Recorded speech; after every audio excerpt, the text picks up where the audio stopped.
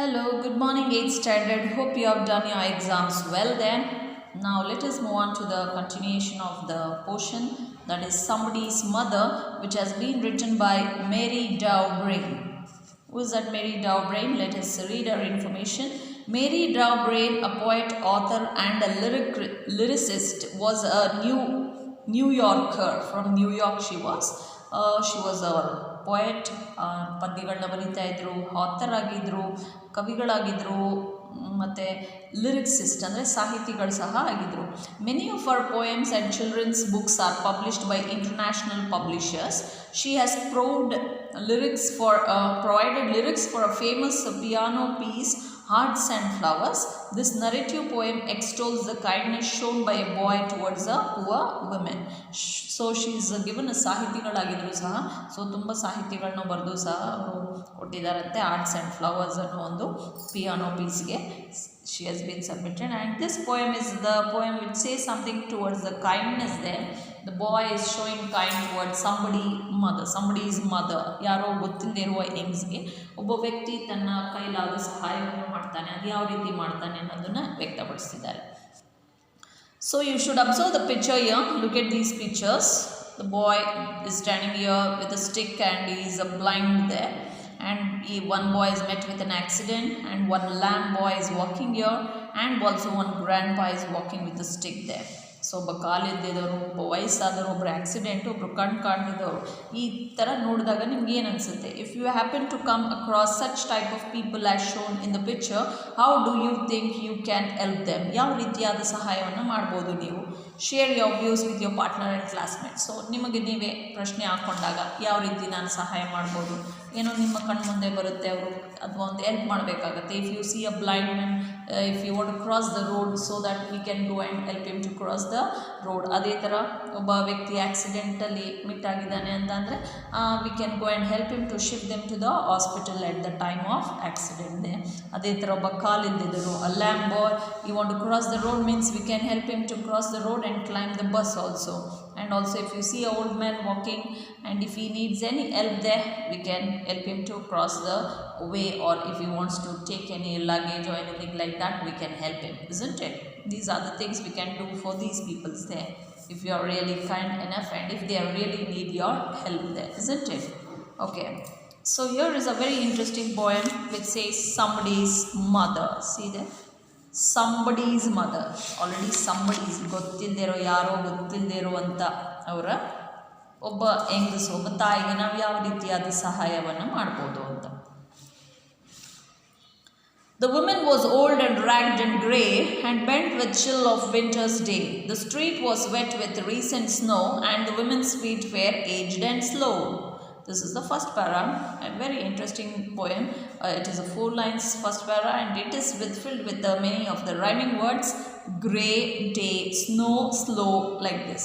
The woman was old and ragged and grey. So by ಹೆಂಗಸು ತುಂಬ ವಯಸ್ಸಾಗಿರೋಳು, old and ragged ಅಂತಂದರೆ ಇಲ್ಲಿ clothes wear badly tone ಅಂತ, ಹರಿದೋಗಿರುವ ಬಟ್ಟೆಗಳನ್ನ ಹಾಕ್ಕೊಂಡಿರ್ತಾಳೆ. ಆ್ಯಂಡ್ ಗ್ರೇ, ಅವಳಿಗೆ ಬಿಳಿ ಕೂದಲಾಗಿರುತ್ತೆ.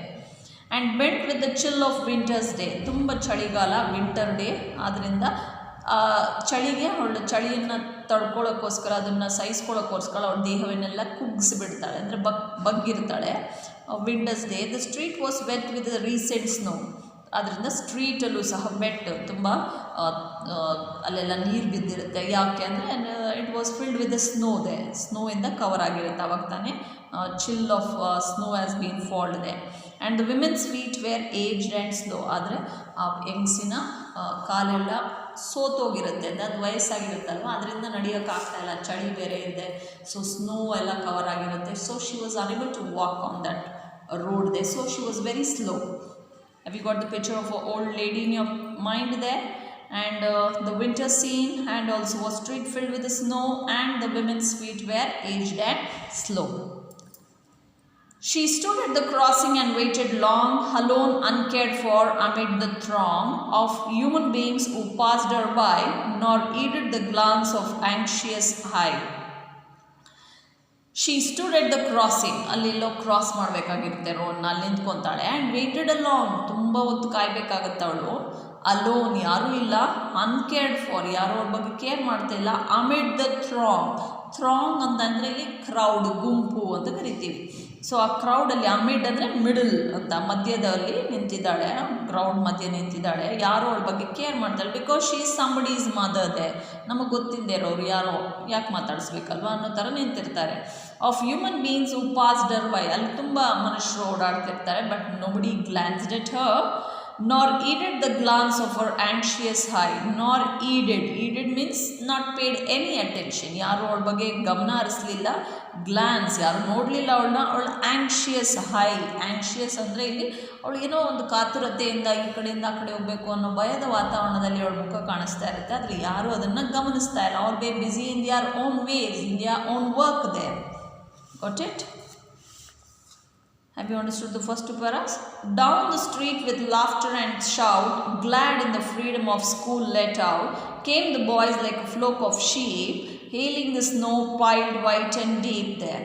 So, ಹಾಗೆ ಸ್ಕೂಲ್ ಬಿಡೋ ಟೈಮ್ ಆಗಿದೆ. ಡೌನ್ ದ ಸ್ಟ್ರೀಟ್, ಅಲ್ಲೇ ಕೆಳಗಡೆ ಒಂದು ರೋಡಲ್ಲಿ street with laughter and shout, ಜೋರಾಗಿ ಕಿರ್ಚ್ಕೊಂಡು ಹರ್ಚ್ಕೊಂಡು. ಈ ಸೀನೆಲ್ಲ ಮರ್ತೋಗಿದೆ ಅನ್ಸುತ್ತೆ ಮೋಸ್ಟ್ಲಿ ನಮಗೆಲ್ಲ, ನಿಮಗೆಲ್ಲ ಅಲ್ವಾ? ಯಾಕಂದರೆ ಸ್ಕೂಲ್ ಇಲ್ಲ, ಸ್ಕೂಲ್ ಬಿಟ್ಟ ತಕ್ಷಣ ಓಡೋಗುವಂಥ ಸೌಂಡ್ ಇಲ್ಲ. ಸೊ ನಾವು ಜಸ್ಟ್ ಅನ್ ಇಮ್ಯಾಜಿನೇಷನ್ ಇದೆ. ಸ್ಕೂಲ್ ಬಿಟ್ಟ ತಕ್ಷಣ ಮಕ್ಕಳು ಓಡ್ಕೊಂಡು ಕಿರ್ಚ್ಕೊಂಡು ಬರ್ತಾ ಇದ್ದಾರೆ. Glad in the freedom school let out. See, freedom ಸಿಕ್ತಂತೆ, ಸ್ಕೂಲಿಂದ ಬಿಡುಗಡೆ ಆಗಿದೆ ಅಂತ ಫ್ರೀಡಮ್ ಸಿಕ್ತು ಅಂತ. They are coming like anything ದೇ. Came the boys like a flock of sheep ದೇ. ಕುರಿ ಮಂದೆ ಅಂದರೆ ಕುರಿಗಳ ಗುಂಪು ಥರ ಮಕ್ಕಳು ಬಾಯ್ಸ್ ಎಲ್ಲ ಓಡ್ಕೊಂಡು ಬರ್ತಿದ್ದಾರೆ. Hailing the snow piled white and deep ದೇ. Hailing means welcoming. ಅಲ್ಲಿ ಬಿದ್ದಿರುವಂಥ ಸ್ನೋನ ತೊಗೊಂಡು ಒಬ್ರಿಗೊಬ್ರು ಹೊಡೆಯೋದು. Piled white, put one and other ದೇ ಆನ್ ಡೀಪ್ ದೇ. ಜೋರಾಗಿ ತೊಗೊಂಡು ಒಬ್ಬರ ಮೇಲೆ ಒಬ್ರು ಹಾಕ್ಕೊಂಡು ಆಟ ಆಡ್ಕೊಂಡು ಓಡ್ಕೊಂಡು ಬರ್ತಿರ್ತಾ ಇದ್ರು ಮಕ್ಕಳು ಗುಂಪಲ್ಲಿ. Yes, have you understood the first three? Next, past the women so old and grey, hastened the children on their way, nor offered a helping hand to her, so meek, so tamed, afraid to stir there. So, past the women so old and grey there. ಅಲ್ಲೆಲ್ಲ ನಿಂತಿರುವಂಥ ಹೆಂಗಸನ್ನು pass ಮಾಡ್ಕೊ, ಈ ಕಡೆಯಿಂದ ಆ ಕಡೆ ಹೋಗ್ತಾ ಇರ್ತಾರೆ, ಅವಳನ್ನು ನೋಡ್ತಾರೆ. But nobody give as they. They were moving very fastly they. So she did not give the, ಅವ್ರ ಬಗ್ಗೆ ಕಾನ್ಷಿಯಸ್ಸೇ ಇಲ್ಲ ಯಾರಿಗೂ. Just moving on because she somebody is mother. Nor offered a helping hand, ಯಾರು ಅವಳಿಗೆ ಸಹಾಯದ ಹಸ್ತವನ್ನು ಚಾಚಲಿಲ್ಲ. ಸೋ ಮೀಕ್, ಸೋ ಮೈಲ್ಡ್, ಸೌಮ್ಯವಾಗಿ. So tame, fearfully, afraid to stare. So she was afraid, ತುಂಬ ಸೌಮ್ಯವಾಗಿ, ತುಂಬ ಅಂದರೆ ಸಾಫ್ಟಾಗಿ, ಕೈಂಡ್ನೆಸ್ ಆಗಿ. ಯಾರಾದರೂ ಹೆಲ್ಪ್ ಮಾಡಬೇಕು, ಅವಳು ನೋಡ್ತಿದ್ರೆ ಹೆಲ್ಪ್ ಮಾಡಬೇಕು ಅನ್ನೋ ಥರ ಇರ್ತಾಳೆ ಅವಳು. ಸೊ ಯಾರನ್ನೂ ಅವಳ ಬಗ್ಗೆ ದಯೆ, ಕರುಣೆ ಅನ್ನೋದನ್ನೇ ತೋರಿಸಲ್ಲ, ಹೆಲ್ಪಿಂಗ್ ಹ್ಯಾಂಡೇ ಕೊಡೋದಿಲ್ಲ. They were moving from each other. ತುಂಬ ಭಯ ಇಲ್ಲದೆ ಆ ಕಡೆ ಈ ಕಡೆ ಮಕ್ಕಳು ಓಡಾಡ್ತಾ ಇರ್ತಾರೆ. Because they are children's they, isn't it? Lest the large carriage on the horse's feet should crowd her down in the slippery street. At last came one of the merry troop, the gayest laddie of all the group there. So lest the carriage wheels or the horse's feet there. Lest means for fear that carriage wheels ಅಂದರೆ ಚಕ್ರಕ್ಕೆ ಸಿಕ್ಕಾಕೊಂಡ್ಬಿಡ್ತೀನಿ ಅನ್ನೋ ಭಯದಲ್ಲಿ, ಅಥವಾ horse ಫೀಟ್ಗೆ ಸಿಕ್ಕಾಕೊಂಡ್ಬಿಡ್ತೀನಿ ಅನ್ನೋ ಇದು ಏನೂ ಇಲ್ಲ ಮಕ್ಕಳಿಗೆ. ಓಡ್ಕೊಂಡು ಬರ್ತಿದ್ದಾರೆ. Should crowd are down in the slippery state ಇದೆ. ಸೊ ಯಾವ್ದಾದ್ರು ಸ್ಲಿಪರಿ ಆಗಿರುತ್ತೆ, ಯಾಕಂದರೆ ಸ್ನೋ ಬೇರೆ ಇರುತ್ತೆ, ಜಾರ್ ಬಿಡುತ್ತೆ ಅನ್ನೋ ಆ ಭಯದಲ್ಲಿ ಅವಳು ಕಾಲಿನನ್ನೆಲ್ಲ ಚಕ್ರಕ್ಕೆ ಕಾಲಕ್ಕೆ ಸಿಕ್ಕಾಕೊಂಡ್ಬಿಡ್ತೀನ ಅಥವಾ ಹಾರ್ಸ್ ಕಾಲಕ್ಕೆ ಸಿಕ್ಕಾಕೊಂಡ್ಬಿಡ್ತೀನ ಅಂತ ಅಂದ್ಕೊಂಡ್ಬಿಟ್ಟು she was very fearfully standing there. At last ಅದಾದಮೇಲೆ ಒಂದು ಹುಡುಗರ ಗುಂಪು ಬರುತ್ತೆ, ಮೆರಿ ಟ್ರೂಪ್, ತುಂಬ ಖುಷಿಯಾಗಿ ನಕ್ಕೊಂಡು ಬರ್ತಾ ಇದ್ದಾರೆ. The gayest lady of all the group, ಅಲ್ಲಿ ಒಬ್ಬ ತುಂಬ ಅಂದರೆ ಕೈಂಡ್, ಸೌಮ್ಯವಾಗಿರುವಂಥ, ತುಂಬ ಖುಷಿ ಇರುವಂಥ, ತುಂಬ ಹ್ಯಾಪಿ ಆಫ್ ಲ್ಯಾಡಿ ಅಂದರೆ ಒಂದು ಹುಡುಗ ಅಂತ. He will come the lady, happiest boy ಅಂತ, ಖುಷಿಯಿಂದ ಇರುವಂಥ ಒಬ್ಬ ಹುಡುಗ ಆ ಗ್ರೂಪಲ್ಲಿ ನೋಡ್ತಾನೆ ಅವಳನ್ನು. Got it? Have you understood till here? Hope you have understood, and also try to write the summary of this. Next part I will continue in the next class. Got it? Thank you.